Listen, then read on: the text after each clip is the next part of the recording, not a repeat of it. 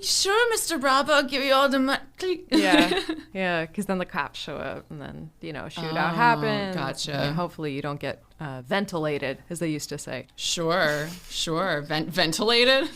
I'm sorry, that took me a second. Because at first I was like, what? And I was because the holes. Cause the holes in your body when you get shot. Yeah. That's funny. I'm a big fan of slang from any time, but particularly, older stuff. Like what? Well, I don't know how old this one is, but I love this term. It's another word for a child, which is a fuck trophy. What? This is the wife and I and our fuck trophy. Yeah. Stew. It's I like that one, but I don't think that one's old. That's like you're the kid at graduation. The parents are like, "That's our fuck trophy." Good job. I mean, it's clearly like a term that was fuck trophy. Somebody who doesn't have kids came up with, I think. I do remember one, which is a glass of water. It has two names: City Juice or Dog Soup. That's kind of delightful. I mean, I like City Juice a lot. I like Dog Soup. Give me some dog soup. This is why we work together. Yeah, yin cool. and yang. Yin and Let's yang. go. That's right. Yin and yang, baby. Hey, Chelsea. Hey, Victoria. I need to... Wait. You know what I need? No. Wait. Can I guess? Or should I... You can guess, yeah. Are you sure? Yeah, go ahead. Or was it rhetorical? Well, I don't know now. Because I'm like... Oh, I'm sorry for creating uncertainty. I feel like you need a breath of fresh movie, though. Yes, I do. Oh, my God, me too. Okay, good. We got through that.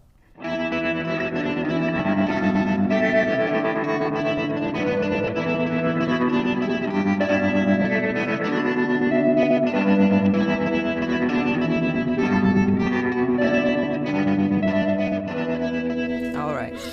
This is a Breath of Fresh Movie, Yay. a weekly podcast where me, Victoria Harley, And me, Chelsea Poe. we watch a movie neither one of us has ever seen before, and then we talk about it. And we may not talk about everything, but we're gonna talk about anything. So, and I have been trying to discipline myself to listen to the pod. So I want to just say I deeply appreciate the literal dings. I hope you'd put a ding there every time. Yeah. Every time I say ding, like ding ding. Don't do it. Ding. Stop right there. Ding ding ding. Spoilers ahoy. Okay. Ye be warned, it be too late to alter course. When Avast their mateys. Yes, when Sally sat in, he added the like. So I have a foghorn sound effect as well that we can bed I under. want like I want us to be. I want like the Family Guy, Dingo and the baby, like all that crazy shit. Oh yes. Yeah, the baby slapping and yeah. Oh my God, yeah. We're Drive Time Radio. That's exactly our brand. And then we'll use that like old music track. Community calendar, whatever it is. We're cool. We're hip. We're crunchy. Yeah, we're a little crunchy. But I don't mind. So, yes. This week's movie. What is the name of this film? Oh, thank you for asking. It's called When a Stranger Calls. Ah. Yeah. There's two of them. Yeah. So which one are we doing? Yes. Thank you. This was the one from '79. We're not talking about the remake. We're not talking about the one with the Thank girl with the eyebrows. That's from also A Little Princess. Because I remember her from A Little Princess. Girl with the eyebrows? She's like one of the little girls at the Academy in the Alfonso Cuarón 90s. Because it's the weirdest thing. Like as soon as I saw the trailer for because I was working at like BJ's. I was at UCLA and I was working at BJ's restaurant, and then like we had a shit ton of TVs. Sure, and it's BJ's. Around that time, When a Stranger Calls was coming out. Oh, so you saw the trailer and the ad like constantly. And that girl, like again, she just has. She's a gorgeous. She's beautiful, but then she has like specifically the brow line. Okay. I was like, that's a little girl from the girls' school. Yeah. Is it like a Cara Delevingne kind of intense brow, or it's a different. It's hers more an eyebrow. I think with Cara Delevingne, it has a little. It can. We've drifted quite a bit. Well, I think it's relevant. It is. I think it's so relevant. Yes, Let's talk. We're gonna have to talk about Carol Kane's eyebrows now. But we're not talking I don't know about her. her. No, I don't give a fuck about that movie. I just wanted to check something because the director who directed the original, Fred Walton, the Waltons is definitely. Hang on, There are Waltons. Walmart founder. I need to know.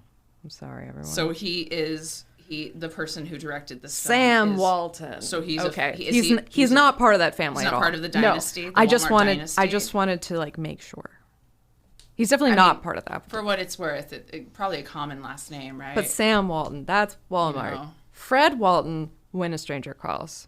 Got you. So, okay, so fuck Sam. We're talking about Fred. We're talking about Fred. When a psychopathic killer terrorizes a babysitter and then returns a year later to menace her again. That wasn't a complete sentence, but that was the log line.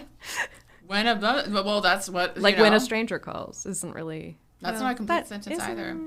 It's like a caption for a TikTok. I get you. That's what I would do.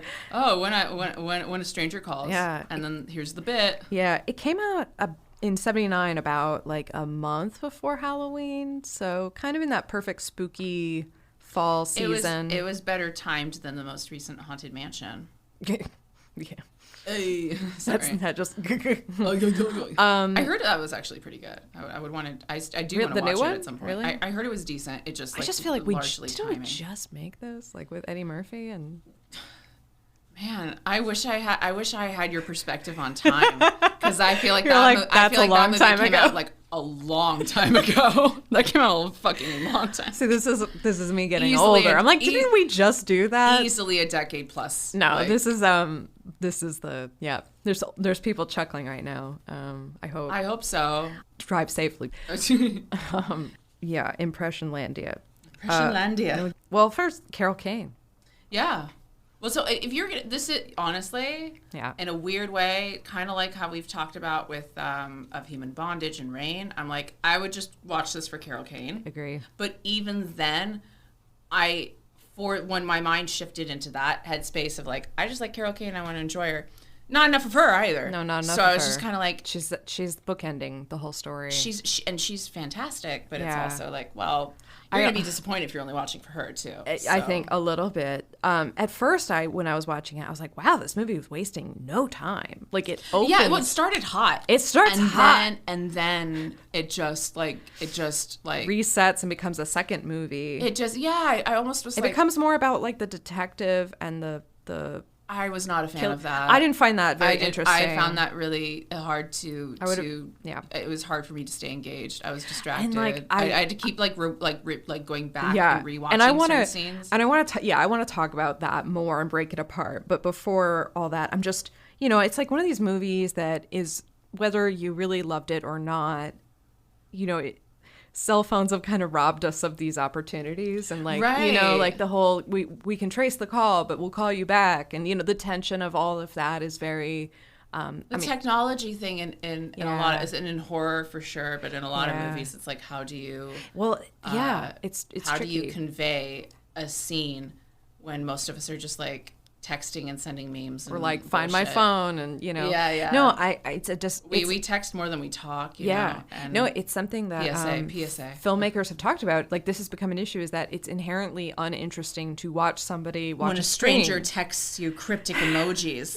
When a stranger texts or like sends, it would be like if a stranger sent you a dick pic, and you just didn't. Oh, that's happened to me. Yeah. Multiple times I've actually randomly gotten like a dick pic, and I'm like, who the fuck are you? I have heard women talk about being airdropped dick pics like while they're on the bus. And when, and that's creepy, weird voyeur stuff. Yeah. I have gotten I've gotten dicks with purpose, like texted to me by people that are like, there's a message embedded. And I've never interacted with this person.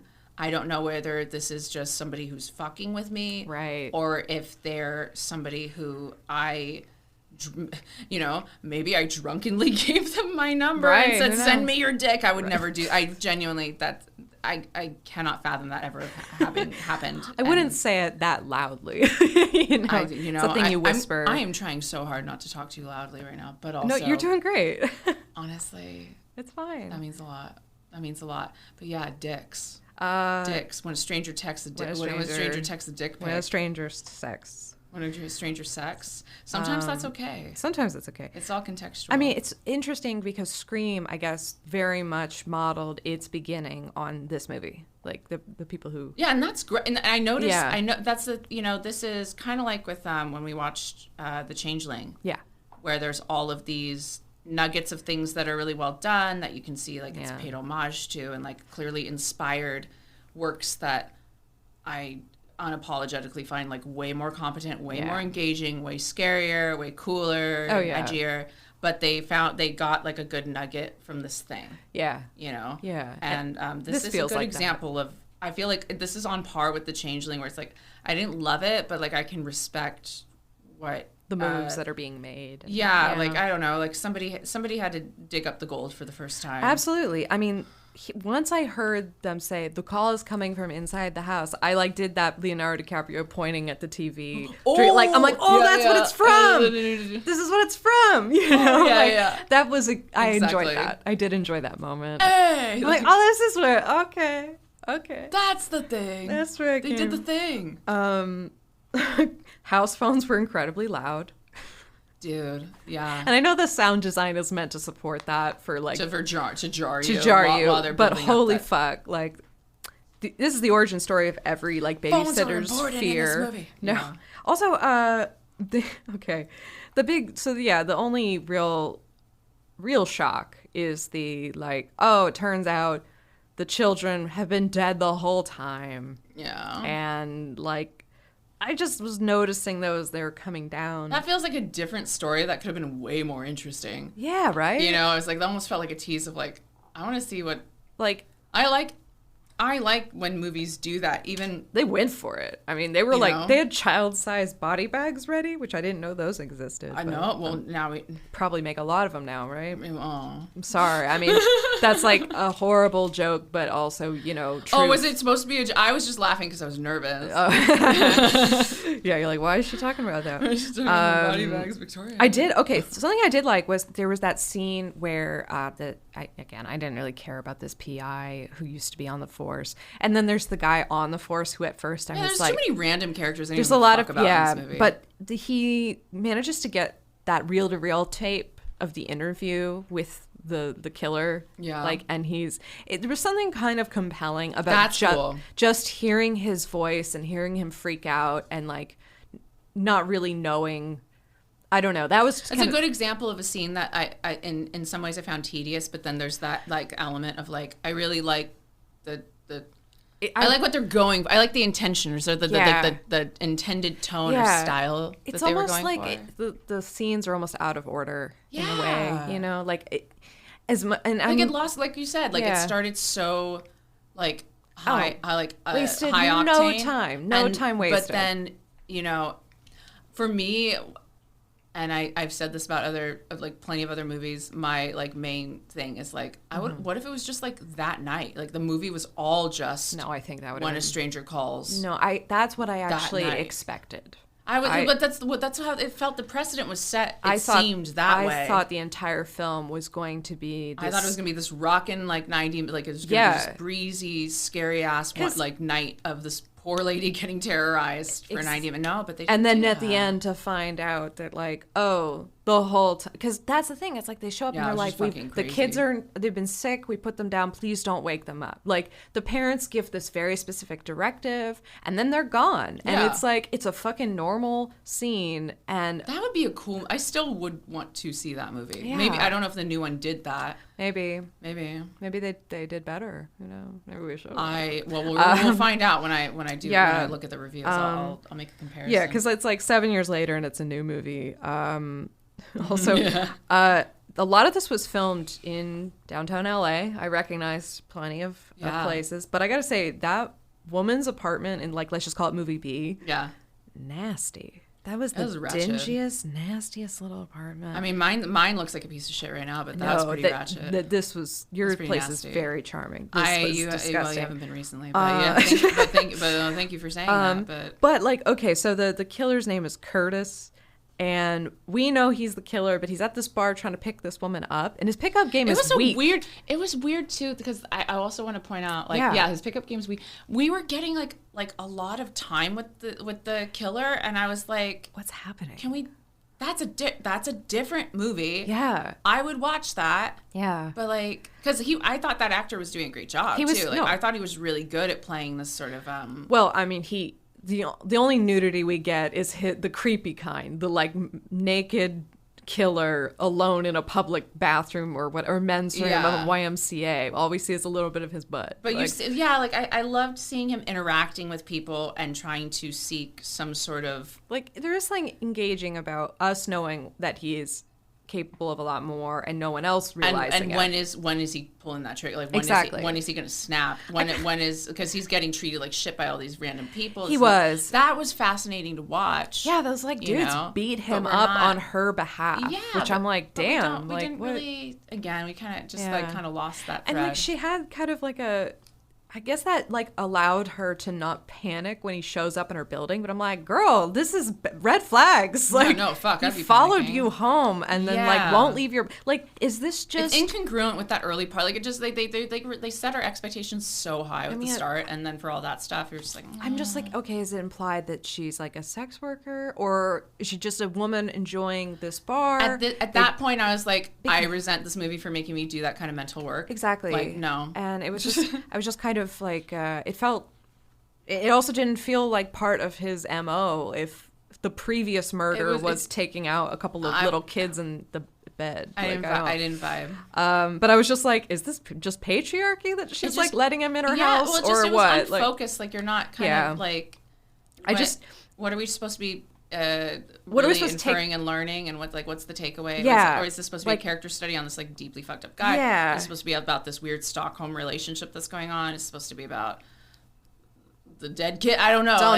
It just kind of loses itself. I was like, is this guy's behavior creepy, or is it within the bounds of acceptability for the time or for men, or is he just a creep? I just can't figure it out. It was too ambiguous. Except that he like tries her door, and that's the cross. That's like the line that she's like, oh God. And I'm like, that's the line? Like that, okay, you finally figured it out. This feels like a rough draft film for like better things to come. It kind of is. Oh, right. The woman's name was Tracy. I said she sort of sucked at being bait.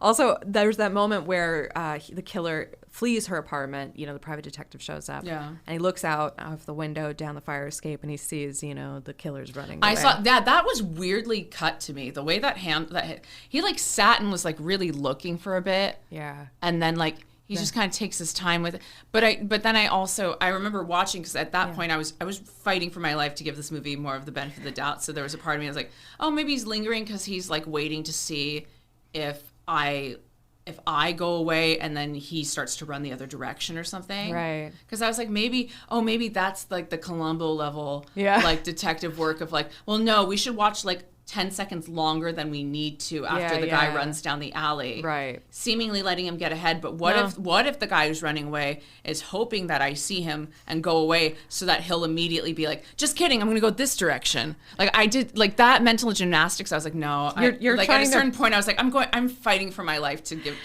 like this movie more than I should. There are movies that give you so much space to think that you think of a better plot. Truly, I was like, honestly, they probably weren't fucking thinking that. They let that tense moment drag and like lose momentum. Whenever I see like an angle of like somebody looking down on the street while somebody's running away, I just think about that moment in the Royal Tenenbaums where Gene Hackman sees Owen Wilson. He's like, "I see you, asshole!" Yeah. I love this. And Owen Wilson just like puts his hand up in the sky. I see you, asshole. So that would have been fucking hilarious if he had said that. I shouted that at my TV. Yeah. I was like, I see you, asshole. That would have been so funny. But this isn't that movie. No, it's not. This isn't that movie. Watch Royal Tenenbaums if you want. Yeah. If you want to. If you want to have fun. Yeah. If you want to have fun. This movie isn't fun. I'm sorry. Yeah. Well, it spends a lot of the time in a Union rescue mission in downtown LA, Skid Row. I mean, it is a bleak setting. It's also just like a bleak looking film too. Yeah. Like it's not that. It's very. Again, I mean, I'm biased. Obviously, I like colors and all this cool stuff. But like we talk about like grit and kind of liking, but this is sad. It just was. Yeah, it was drab. Sad and drab. Dreary and drab. You know what though? I gotta say. So this was based on a short movie. There was a short film that they made called The Sitter, which was basically just. I mean, I watched it. It's on YouTube. Okay. And it's word for word the same as the very beginning. Maybe it's section. just better as a short. It is, in the sense that, like, it's a contained story. Yeah. However, as much as I'm complaining about it, this movie feeling gritty, the cinematography is miles better than what they shot for the short, and the sound's better, the acting's better. Well, again, they really set us up. Like, I thought I was in good hands with this movie. I know. And then, after a time, and then, the alleyway thing in particular, I was like, I caught myself thinking all of this stuff to justify what was happening. And I was like, you know what? No. I don't appreciate this. I don't appreciate all this work. I agree. I also just got to mention, so Carol Kane's character, this is 7 years later, and when we catch up with her, she's got 2 kids, and they're both, one might, I'm bad at guessing kids' ages, but 3 or 4 is the oldest one. Yeah, it's not my strength either. Thank you. I'm going to go. But I'm just thinking to myself, like, maybe let's say it's 3 years old, maybe 4 years old, but like, she didn't waste a lot of time. Like, she had this traumatic experience as a babysitter. But she's like, well, I'll have my own kids. Just pump them out. Let's go. No, like, okay. that was a question. I'm like, how did she? And her husband is such a cuck. I'm sorry. Oh, 100%. I mean, and this happens a lot with these movies with the lady victim, and then that's the guy who's incapable of. That is just you just know he wore glasses. We're talking about a 70s movie. Oh, yeah. And that guy he wore sucked. like a 3-piece suit, but one of those 70s style ones. And he had like curly hair. He just... Oh, man. Curly hair. Cuck. No, just... I love curly hair, but he had it arranged in kind of that like 70s white guy afro thing. That's like, you have about an inch maybe around. I don't know. I don't know. Some people can rock curls and do a thing. This guy was... it was just he didn't have the energy. I think you're right. I think I'm blaming the hair for lack of charisma. Because Eric Bogosian has been a cutie pie with that You're hair. You're right. He can. I watched him in Succession. I was like, he can kind of still get it. No, he's got that like cute. Anthony Bourdain quality. Exactly. It's something about like kind of the way he conducts himself. I mean, it's all about how you carry it, right? You're right. I'm blaming the hair. It's charisma. That's the problem. That guy just sucked. And he was supposed to. Like we were supposed to. Like he's like, I have a gun.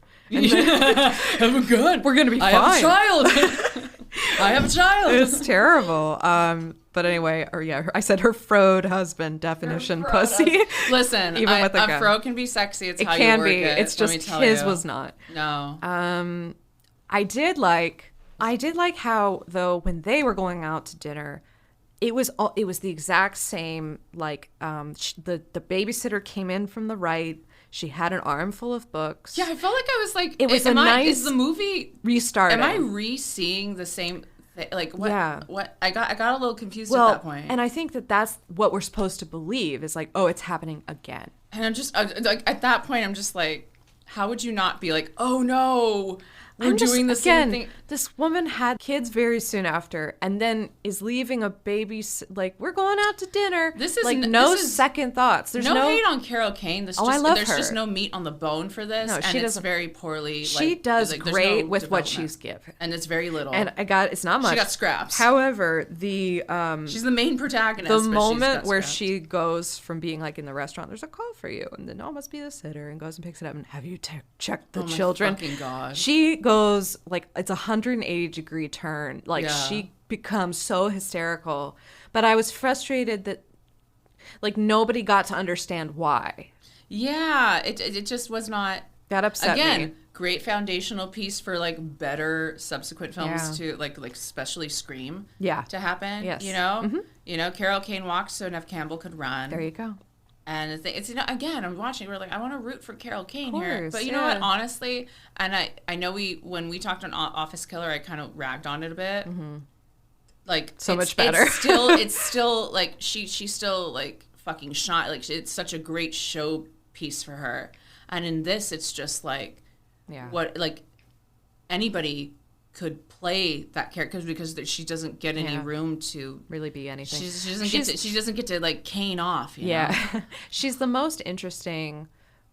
I think when she like is reaching for the ice cream bars, those little moments of nuance, and and the whiskey. She gets some Jameson to calm her nerves. Those little bits those things pop, but then again, we don't get enough time with her. Yeah, she in the story is not written, and it's like it's. You can overcome those like shortcomings in the writing and this and that if you have have a director and knows to showcase and let those little things breathe more, Yeah, absolutely. Yeah, dude.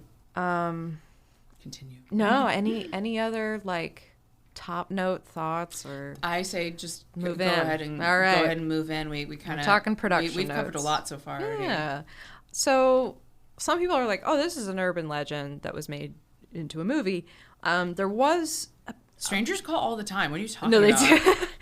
do. Idiots. There was a true story about this happening, about a babysitter being terrorized over the phone in Santa Monica in 1972. I tried to find the details of that case as best I could. That might not mean much, but, I tried, and I do this for a living. I couldn't find anything about it. Especially you'd think connected with this movie, somebody would have dredged that up and found it. What I did find was a case that they think it is actually based on that happened in Missouri, in Columbia in 1950, where a babysitter was left home alone. Only it's much more gruesome and much more sad. The babysitter is raped and murdered. Oh my God. Yeah. She called the police, but there was no way to trace the call. It's 1950. They didn't have that. It was a very complex process at that point. The parents called home. There was no answer, but they still stayed out till 1 a.m. I think that's fucked up. That is really, it's so reckless. That's reckless. But, also, it's a different time. It's like, no, these people are assholes. Yeah. Yeah. The son, by the way, was okay. The babysitting kid was asleep. Nothing happened to them. But still, the babysitter. No, the babysitter. And they looked into this, but it was a friend of the family who knew that this girl would be home alone. But it took years for them to put the pieces together. They ended up getting a quote-unquote confession out of like a black guy in the area, but he recanted that shit, and it was clear. So it was a friend of the family who did this. It was such a mess. This urban legend, like I said, it's floating around, or it's this real story. The Fred Walton and Stephen Feek, I think that's how you said it. They were students together at Denison University. They were both in the Film Society. Reconnected in Los Angeles, and were like, let's make a movie. Like, let's do something. We only have each other out here. Exactly. So they decide to self-produce a short film to demonstrate their talents. What they end up with is The Babysitter from 1977. It's a 21-minute short film. It cost them about $25,000 to produce. They shot it in 3 days on 35 millimeter. The trouble is... Oh my God, a short film for $25,000? Well, because you shot it on 35, it's a different time. $12,000 raised, and then an additional, I don't know, maybe 16 or more. Good for them. For processing. No, that's cool. To process. It costs some money. It costs some money. The problem is that, and this is still kind of true, and I hate to say this, but for the most part, most people do not watch shorts. They just don't. Well, there isn't. It's not. We don't celebrate that culturally. No, we don't. Honestly, if they became more of a mainstream thing, I would totally go to the movies and just watch a series of shorts. I mean, occasionally you will see programs for that, but but it has to be like a festival or some sort of special screening. They need to be grouped together thematically in some way. So it's sort of tricky. But they used to sometimes put a short film before, package it with another. I've decided my new passion. I want money and I want to make a theater, and then we just show a bunch of short films. Yeah. And you pay for a pass to come in that day, and then you just queue up and line like a Comic-Con kind of thing. You queue up and line up for the thing before it's gonna, I like it. Then whoever the usher person Honestly, will let you in when it's ready. Running my own movie theater is like a fantasy. That's Do you want to? Do you want to? Do you want to go in on a movie theater? We got to figure it out. I'd be so fucking. We'd have to. I really would love to do the short ideas. Well, if we ran, we're gonna do this. Victoria's so excited. We're gonna show The Babysitter, right? Yes. Yes. No. So they got this screening for 1 week at a theater in Westwood. Yes. So they could be qualified for consideration as a short in the Academy Awards. It's by UCLA. Exactly. It was paired with the movie Waiting for Mr. Goodbar. Never seen. I like the title. It's about the candy? I think it's about murder. Oh. But I know that Diane Keaton's in it. Oh, okay. There's people. See, if we had a theater when we were showing the shorts and stuff, I would just be there watching all the shorts. Yeah. Well, cool. It was screened with that, and what's interesting is that people got really tense watching it to the point where they were yelling back at the screen. They're really at the time it was really hitting, and two producers, Barry Cross and Douglas Chapin, were there to watch Mr. Goodbar. They had produced that, but they decided to this is really strong. We should make this into a feature. this short that we just saw. Let's do that. Yeah, people say that, but then it's Yeah. So yeah, there's how are you gonna fill in all that? Yeah, and then the money, from 15 minutes to 90. I mean, I would love to try. I'm sure you would succeed. Like, give me a shot. I believe in you. You just, you add a lot of flashback. Yeah, that's how you get around that. I mean, you don't have to, actually, but again, I think this movie would have been the strongest if it was just all in one night, no flashback, all that. We're just all seeing all this stuff. Yeah. The same note I have about like Barbarian, even though even though I've grown to like it more, having rewatched it. Now, no, I understand. But I think it's just like keeping it linear and all in that perspective of that one night, and you just. I mean, it doesn't have to be in real time, but I would prefer it to be in real time. But damn near. I always have a preference. Yeah. Yeah. Damn near though. Yeah. That would be fun. That'd be dope. Okay. So where the money came is kind of funny. There was a it's hard to know where to start. There was a group called Simon Property Group that was run by Melvin Simon, a real estate magnate in Indianapolis who was instrumental in developing the enclosed shopping mall concept. So if you hate those, you can blame him. But because you mean malls? Yeah, malls. Like that's a mall. Yeah. Well, like it's not as if there were never any kind of shopping centers before that, but the idea of taking a department store as a flagship or anchor and building a bunch of retail around that. Oh yeah, like the Glendale Galleria. Like so many malls. Yeah, like so many malls. He kind of pioneered that concept, if you want to use that word. So you used it. I accept it. I used it. He made a lot of money from this, and sometimes when people make a lot of money, they decide, let's get into movies. But I think many years later, Simon made a huge mistake because they get out of the business after losing millions, but not before making Porky's, Porky's 2, Porky's Revenge, Rabbit Test. Have you seen Porky's? I refuse. Are you sure? I refuse. I was about to just say, like, we should maybe do that. I know, but honestly, like, think of the engagement. It's got Kim Cattrall's in Porky's. Porky's. Kim Cattrall. Are we not stans of Kim right. Cattrall? What are we doing? We can talk about it. We can branch out. We can talk about it. I mean that, or we're gonna. I'm gonna pin you down and make you watch another Disney movie at some point. Yeah, I get that. That's fine. I think I'd rather that than Porky's. Porky's or Disney? I would choose... Porky's or the 2005 Kenneth Branagh Cinderella. You better pick one. Yeah, I choose Cinderella. You should. It's really good. Okay, some other movies that were produced. The Manitou. Also, I said Rabbit Test. I should mention Rabbit Test was, if I'm not mistaken, directed by Joan Rivers. Oh, I didn't know Joan Rivers directed. Exactly. I don't know if she ever did again. It's an American comedy about the world's first pregnant man. Billy Crystal's in it. Okay, I want to say again, Billy Crystal. Okay, can we put that on the list? Sure. Okay, yeah. I'd rather do that than Porky's. Okay, so Rabbit Test. Let's do that after Force Majeure. Okay, Rabbit Test. Rabbit Test. Right. But also maybe like some other. We'll see. But yeah, I want Rabbit Test on the list now. I'm writing it down so I don't forget. Sick. Rabbit. I'm so excited. I don't even know where we can get it, but who cares? We'll figure it out. We'll find it. We will do this. I mean, Joan Rivers is I'm down. Okay, so Rabbit Test, The Manitou, which I've seen. It's absurd.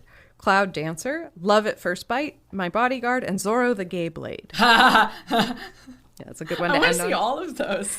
Yeah, well, let's do the Melvin Simon Productions filmography. We'll just exclusively cover all of these. We could do like a month of. That could be funny. I kind of love all. It's a weird list. Sound fun. Okay, I think we'd end up better people on the other side of it too, actually. That might be fun. Okay, we can talk about this. Yeah. All right, so When a Stranger Calls, of course, was one of these. I mentioned that the DP, really, Donald Peterman, it was his first feature, but he would go on to do Flashdance, Cocoon, Point Break, and Men in Black. Wow, nothing but bangers. Yeah, he did a nice job on this. I haven't again, seen all compared those movies, to I watched the short The Sitter, and it was like, oh, it was really night and day. Like The Sitter was clearly filmed with like bright ass lights, like there's shadows, but it's like not a student. I mean, it's a student film. Yeah. Whereas project. This truly is much more masterful. It's inky black. It's really it was good. Okay, so photography began October 9th, 1978, and lasted for 27 days. Not a long shoot. It was filmed mostly in LA and Brentwood. And this was during the 1978 Skid Row stabbing murders when 11 homeless people were murdered in Skid Row. Jesus Christ. Yeah. both Feek and Walton sued Sony when they produced the remake in 2006. Simon sold the rights without the input of the producers. I'm not sure how that one resolved itself. Anyway, that's all I got. That's good stuff. Reviews?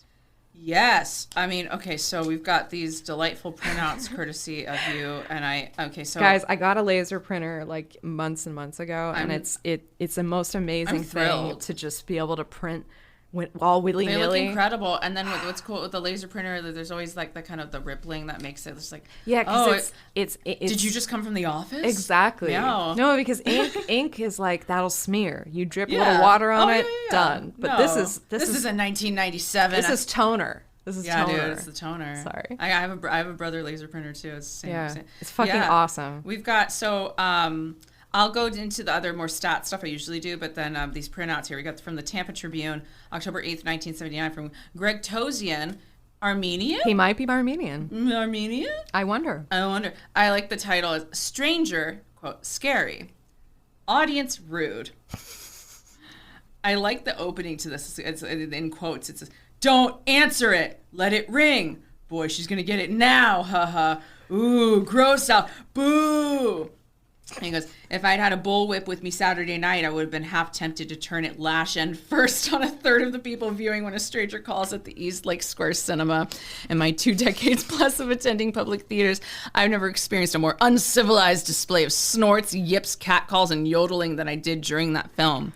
I'm a little surprised that this, okay, so I'm a little surprised that this isn't then, with that kind of response, that this wouldn't have become more of a culty thing. Maybe it kind of is, but like. It might be. I don't know. I mean, maybe this is something, if we were to watch this in a theater, like it would be more like. I mean, there's no question. Every movie benefits from being seen in a theater. You know? Yeah, absolutely. I think he honestly, what he's describing, I'm like, that just sounds like going to see a movie. I'm not gonna lie, I don't hate that. I mean, I'm like, that's happened for me to be sitting at home watching this movie in present day. And yeah, being like, I could use a little. I could use a little. I could use a little hot hoot and or holler. I'm just like, did he go to a black theater? Like, you know, that's, I don't know. Yeah, interacting is like normal. I mean, he doesn't bring race into it. No, he doesn't. Respect that. He did say bullwhip though. Well, I don't know. Maybe he's just an Indiana Jones fan. He did give the racist. Movie. Me? No, not you. Me? I'm sorry. No, you're calling me racist. Tozian. You're calling Indiana Jones. No, Tozian. Tozy. I wonder if that was a nickname for him, Tozy. He gave the movie 3 stars. Okay. I will say, so the best parts of When a Stranger Calls have nothing to do with the babysitter getting threatening messages via Ma Bell. Rather, they come in a nifty cat and mouse game between the killer caller, played by the British Tony Beckley, and a retired cop-turned-private eye, Charles Durning. And then also, I'm skipping over a bunch of stuff, but I did like that, like, just in a separate paragraph line, and then he makes a new paragraph after he just goes, it's not a bad flick. Like,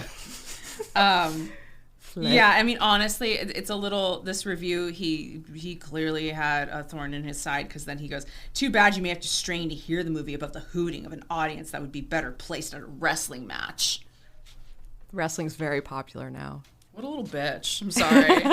Tozy. But I think it's not that serious. It's a relief to know that somebody else comes out of a theater and they have to bitch about the experience of the theater. I do relate to that. Like, I do too. I just wonder if there's, I'm just wondering what happened with the editor. Like, did they be like, you should probably cut this whole. I mean, clearly they were like, oh, it's fun. And he has a strong take, and it's, he's painting a picture. Yeah. But also, I don't know, it kind of sounds like you're being a little bit of a bitch. Also, like, a little bit. Like, it's like, get over it. I understand. Like, I get very annoyed at the theater with people doing bullshit. Like, there's just not even just the phone stuff or the talking. Like, the rustling of the rappers and all that crap. Too much. I went to a movie yesterday. There was a tiny bit of rapper rustling going on, and it was at a quiet moment. I understand that happens. It does, but especially early on in a movie, we're just unwrapping the red vines and all that. But then, yeah, it does get it, anyway. Yeah. We also have from the Journal Herald, October 4th, 1979. By Terry Lawson, not Armenian. Good luck here. No, loses 1 star for not being Armenian. Yeah, 1 star from me. No, he goes, screams are few and far between in Stranger. And he goes, it seems to me that the scariest, spookiest tales, the ones that hang with you forever, are the allegedly true ones originally told around a sparking campfire or a candle-lighted kitchen table. Sorry, I read that so slowly because That's okay. My brain was farting. Let's see. That the film is so basically mundane is a double pity because it sports one of the finest casts of the year. Carol Kane plays the frazzled babysitter with the right mixture of teenage bravado and little girl terror, and the paunchy Charles Durning does a decent turn as, and then they always do this where they space out the letters. Bedraggled,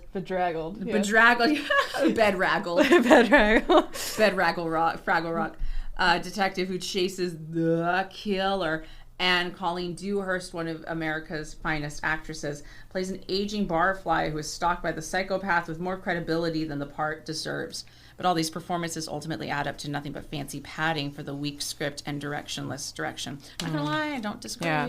Now, you don't have to read any more from the others if you don't want, because that one actually is the same. I just wanted to look at the pictures of the boots, because there's a boot ad on this. It's actually the same author. It's still the same guy. It's him, like, going deeper on Carol Kane and, like, talking about her look. I would love to have an article written about me one day that has this title where it goes, she's, quote, different. She's, different. What a good for Carol Kane. I know. We should all, us quirky girls should all aspire to be like her. So there's those reviews, and then just get on the letterbox. Stats. No, thank you for indulging in my clippings. Let me. Oh, okay. I got that newspapers.com subscription for a reason, you know. I love it. I love it. I want to pull. Not that I want you having to do more work on my behalf, but it's always a delight when you. It's hard to not like pull 1,000 things. Like everything seems interesting. I will. Anyway, okay. I do. Sorry, I don't mean to cut you off. Sorry. I was. Because when I did a quick. When you Google "When a Stranger Calls," it's gonna pull the 2006 one up first. Of course. And it's a 9% score on Rotten Tomatoes. The 2006 one? The 2006 one has a 9%. Oh, wow. So it must have been really, and you know what? I'm realizing actually now I said all that shit about BJ's. I was not even thinking of this movie, even though I do remember Camilla Bell, and she has just as that brow. I was thinking of something that was like called The House at the End of the Street. It actually had Jennifer Lawrence or something in it. It was around like 2011, 2012. Okay. Anyway, I totally conflated those two. They're probably both they're both crappy, probably. 9%. I just was like, what? Wow. And then meanwhile, the let me go ahead and do. Now I have to add in 1979, 38% Rotten Tomatoes score. So, but then it says 88% of Google users liked it, 6.4 out of 10 IMDb. And let's see, I'll start with Rotten Tomatoes. Thrilling, gritty, and psychological. 38% are from the critics, 49% audience score. So it has a little more fan, but it is evenly rotten. Pretty evenly rotten. Yeah, that's fair. I had my concern that I was like, oh, I'm not gonna be hating on this movie everybody adores again. But let's see here. Mostly splatters. All dudes always on the first pages. Always. Okay, cool. You know, all these fucking dudes. Anyway, Gary Arnold, Washington Post, in April 30th, 2018, said, although Walton contrives to keep most of his contrivances on the safe side of absurdity, Stranger is at best a close call. I hate that sentence. That's a rough one. All the contrives. Yeah, fuck you. Let's see. Nick Shager, Lessons of Darkness, gave it a C. January 30th, 2006, aggravatingly devoid of suspense. Maybe though, because it's 2006, is he talking about the 1979 one, or is this accidentally being? I don't know. Maybe when the new one came out, people inevitably will make comparisons to the old one, so there might have been a revival of viewing. Although I don't know how exactly. I mean, like I don't know, because we weren't in like streaming times, right? So honestly, it probably is for that one. But I want to read this one, and then I'll go to Letterboxd real quick. This one I feel like will be on board with. 6 out of 10, December 5th, 2016, from Tim Brayton, Antagony and Ecstasy. All right. Love it. He's a splatter. 2 movies, one sandwiched inside the other, and the 2 movies have completely different goals, tones, and arguably even genres. And I was like, I feel like that really taps into what we've been sort of discussing. Yeah, it's 2 movies. It is, and or like one movie sandwiched between another. Yeah, people aren't scenario. This isn't thrilling fare. Let's go to Letterboxd. Think about it, phone. Do I really want to go to Letterboxd? I don't know. You tell me. When stranglers, when a stranger calls. Cow. All right. It is a cool title. Like, say what you will. It's a good title. It's got a 3.1 average score. Let's see what you said. Cell phones have robbed us of thrillers like this.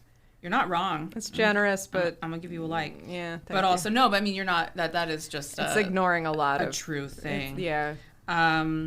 Lindsay with 2 stars, just first reviews. It's like the first 20 and last 10 minutes are a horror movie, and there's just a random episode of Law and Order in the middle. Yeah. Absolutely. Yes. And I honestly kind of felt that way about Changeling too. It's like a similar type of thing where it's like we're getting we're getting really procedural, and it's that's right, because it kind of went true crime. I'm dry as toast now. Wow. Okay, that's the best review I've heard. That was really what was the username Lindsay, again? you fucking killed that. Yeah, that was. Well, it's technically Sunflower. Lindsay, all lowercase, Sunflower. Okay. She's a patron. Okay, well, and she now has she wins with me included 395 likes. So good for her. Yep. Let's see. Yeah, Michelle, 2.5 stars. Quote: Have you checked the children? Then says the first 20 minutes is fantastic and very suspenseful. The hour following that, not so much. Yeah. Pretty valid. Yeah. I'm gonna try to read a higher review. Yeah. Fine. Somebody must go to bat for this. Oh, there's a decent amount of people who seem to be advocating for it. Like, I haven't seen any 5 stars, but a lot of 3.5, 4, even 4.5. Okay, let's see. Adele, 4.5 stars, says, I watched this again to try and conquer my fear of literally everything in this movie, and it still bugs me the heck out. Intimate and terrifying, it still shakes me. Definitely recommend. Flies under the radar for no reason. I don't know about that. I don't know about that. The bugs me out. I'm glad you liked it. I'm not trying to yuck your yum, hun, but you're being a little you're being willfully ignorant by saying no reason. Yeah, I don't know. It's a quick Google search will help. Help you out with that one. It'd be better to just say for some reason, as opposed to for no reason. Yeah, because for some reason says like I don't know. There's an injustice here. Whatever. Yeah, I think honestly, some of these reviews, like another 4-star is so friggin' dingy. I'd forgotten the very end bit, and it creeped me the hell out from Helen_S, and it's like, it is. Yeah, dingy. Some people like if you're that smitten by the way this movie starts and ends, and that's the thing too. That like, I mean, I've been told this when I'm like doing like sketch comedy or whatever. It's like the most important is how do you start it and how do you finish it. Yeah, and you can kind of fuck there around. can be some farts in the middle that aren't so great, and then but if you tighten the bookends, that those are the impressions they'll be left with, your first and last. Fair. So I feel like that's the goodwill, like the higher reviews are that goodwill of like this movie had those bookends. Yeah. Although I would argue I didn't really care for the ending. I didn't either. I thought it was a little bit. Okay. I thought it was sloppy. You know what though? I did like that it wasn't the husband in the bed. That was creepy as fuck. That was fucking creepy. No, that shit was scary. But the way it then ends too is she's just, thank fucking God that she ended up being okay. But then she just like cries, and then they just sort of like, I don't know. It ended like a TV show. Yeah, like an episode of Law and Order. Yeah, it ended more like an episode where they kind of just like fade out, and then they get the exterior of the building, and then the credits. Yeah, and I was like, oh, that felt like it's over.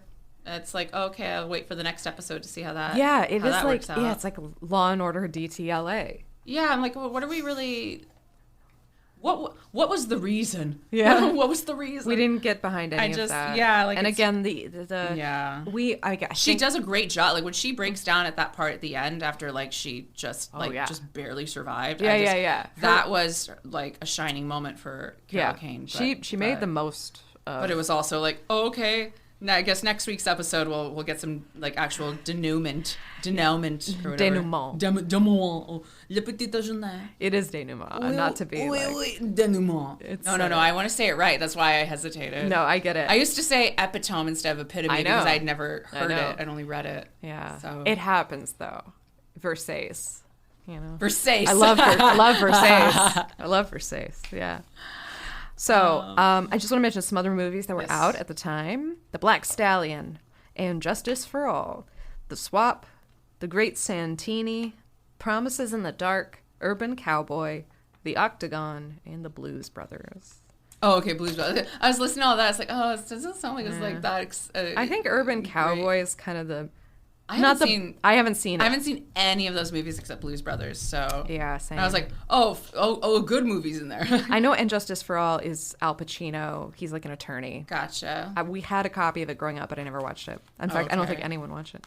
All right. Yeah, it's just a lot of kind of like, okay, yeah, these movies existed. It kind of feels like wasn't a great part of the year. I don't know. So Blues Brothers popped off. Good for Blues Brothers. I'm sorry, I do not think that movie's funny. I found it just okay, but I think it's more so that I watched it with the right people that were like... That helps, but... I was like seeing a guy who was like really into it, and I was like with his little group of friends, and like, I'm not gonna lie, it is just okay. It's totally fine if you like it. I know, I didn't actually. I mostly just... It was the one I recognized when you listed those off, and then also... I do, like, I'm tickled and appreciative of like the fanhood of it a bit. I get that. You know, and there's something cute about it. I think people like. I don't need to convince anybody. You know that like, but it's just that I've never understood why people like it. I don't.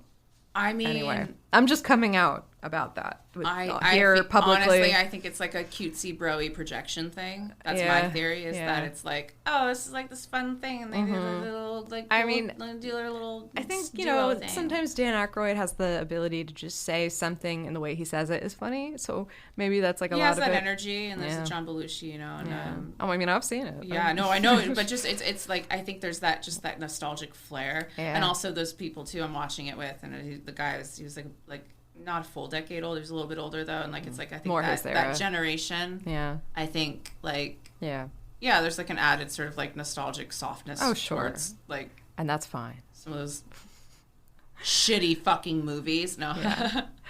Okay. He was a nice guy. He was a nice guy. Not a great kisser, but a super nice guy. Yuck. In our director's chair this week, Fred Walton, not Sam Walton, no relation. He was born in 1949 and raised in Maryland, specifically in Chevy Chase, Maryland. I think it's funny Doesn't Chevy Chase have enough?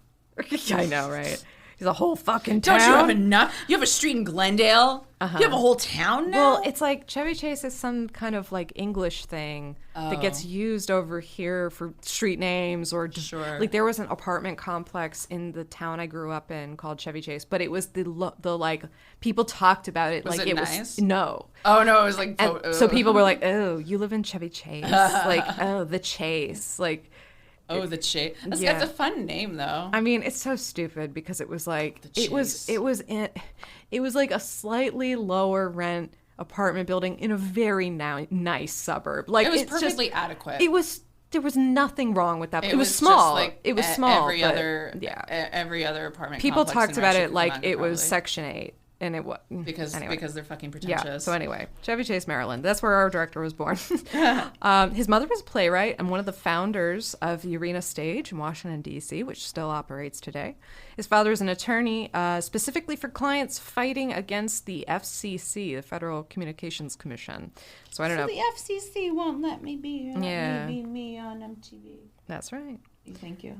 I mentioned that he went to Denison in Granville, Ohio. He majored in theater, then switched to English composition. I can't remember. There was some sort of kerfuffle at the college. So he wasn't interested in film initially, but he ended up getting a job at Wilding, which is a Chicago/Detroit company that they produce industrial films. You know, like, why is zinc so important? Like, it's in our tools. We're wilding out on zinc today. Yeah, exactly. Wilding. I know. We're wilding. Wilding. Wilding out. But the company was established in the 1920s, and, you know, they produce these things. And at this company, he worked as a production assistant, an assistant director, an editor. So he learned... did the grind. Exactly. He learned how to do the shit. And remember, Robert Altman did that. We talked about that before. Yeah. Then he moves to LA to become a screenwriter, but kind of winds up answering phones from a much more successful producer. That's when he runs into his former classmate, Stephen Feek from Denison, and then they get together and they write this thing. There you go. So he would later, you know, honestly though, this is kind of, I haven't seen his other films, but I get the feeling everyone wrote at the time in the reviews like, wow, what a newcomer. And he, you know, got money from outside Hollywood. And now, you know, no one knew who he was. And now overnight he's a, you know, part of the team and the insiders. But if you look at his filmography, I mean, it's not that many films. I mean, we go to Hadley's Rebellion, April Fool's Day, The Rosary Murders. Then he does TV movies. I Saw What You Did. I love that time. I saw what you did. I saw what you did. I want to watch that. When a Stranger Calls Back was a TV movie sequel of this movie. Carol Kane is in it. That was in 93. He also directed some episodes of Miami Vice. And in the 80s, there was a revival of Alfred Hitchcock Presents. But, not... Sorry, I'm still thinking, I saw what you did. I saw what you did. I saw what you did. I saw what you did. Because I like those types. I know what you did last summer. Yeah, I do too. There's some, we need to talk about Kevin. Yeah, we need to talk about Kevin. Oh, jeez, that fucking movie. Yeah. But yeah, I saw what you did. Yeah, that's about all I could find out. It kind of seems like he had this great success, but it petered. And we weren't wild about the one that was the big success. So... yeah, I mean,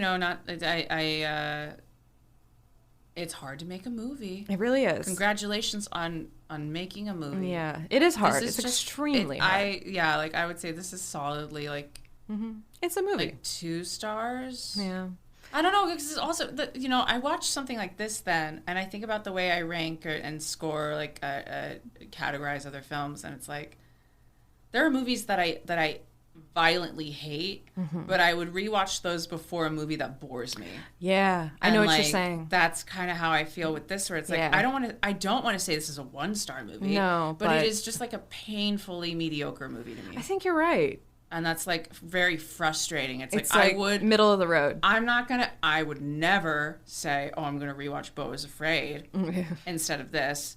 But I will say, like, but if it was a party and we're hate watching, I genuinely am at that, like, it's kind of the, like, that meme of the guys like sweating hitting the 2 buttons of like boring movie, right? Or Yeah. like movie that makes me want to kill, makes me furious, movie that makes me want to get violent. Like it's I'm with you. It's kind of I want to feel something. I fucking hate being bored. I want to feel some kind of way. I don't want to sit there imagining what this movie's going to be or where the plot's going to go and find out that my brain is working harder than you did.